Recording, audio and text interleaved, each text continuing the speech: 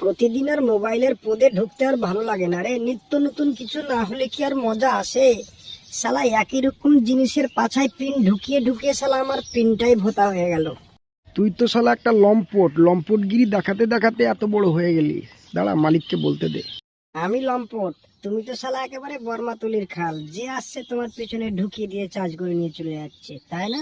তোমার মতো তো আমি আর ঢুকতে যাই না, আমার কাছে লোক আসে ঢোকাতে। এই চার্জার, বোর্ডের কথায় কান না দিয়ে তাড়াতাড়ি কাজে লেগে পড়, নাহলে মালিককে বলে দেবো। হ্যাঁ হ্যাঁ, সবাই শালা তোমরা মজা নিচ্ছ সিঙ্গেল সিঙ্গেল লাইফ নিয়ে, আর আমার শালা যে পারছে লাগিয়ে চলে যাচ্ছে।